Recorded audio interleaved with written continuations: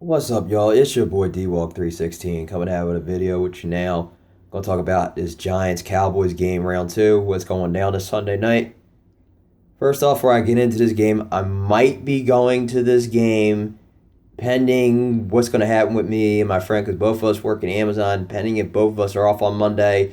If Amazon gives us Monday off, we're going to go to the game, and if the Cowboys win that game, we're going to party up in New York that whole night. But if they don't, I'm going to invite my friends over here, and we're going to celebrate winning that division title. But anywho, let's go in and getting into this game. Because I've heard a lot of talk from Giants fans, and I've had to deal with this at work. Oh, we're the ones who gave you that one win. We gave you that one loss. Yeah, let's not forget, that was week one. Everybody was just starting off. We were just finding ourselves. And look what's happened since that loss. And the only reason you guys won that game was because Terrence Williams acted like a jackass and didn't get his fucking ass out of bounds. And for all we know Bailey would have hit it from that range, and right now we'd be undefeated right now. But anywho, that's week one. I'm not dwelling on it, and I'm not going to bitch about it. That's week one. But let me state this about this game.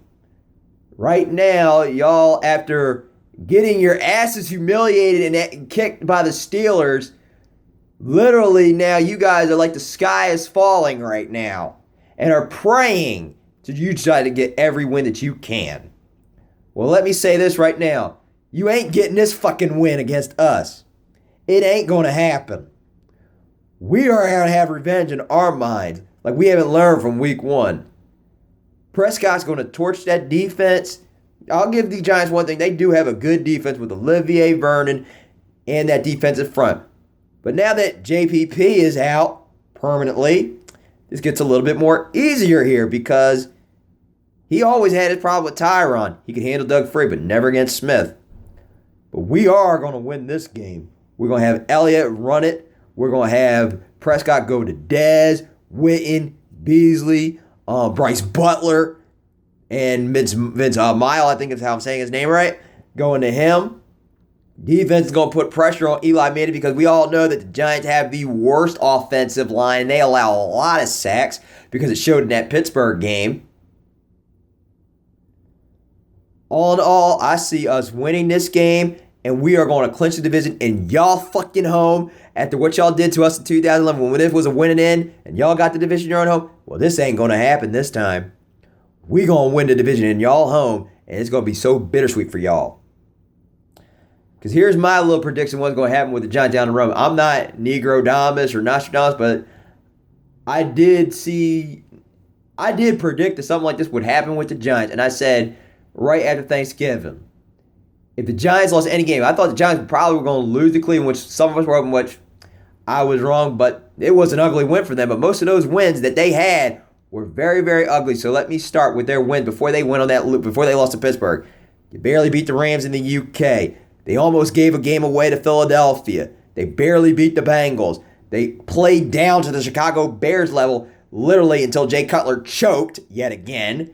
And they played down to the Cleveland Browns level. But until they played Pittsburgh, Pittsburgh beat the shit out of them. And that's when that losing streak happened. And that's the start of the catastrophic meltdown that I believe will occur. And I called before I was on here, and I think that the Giants are going to have a catastrophic meltdown.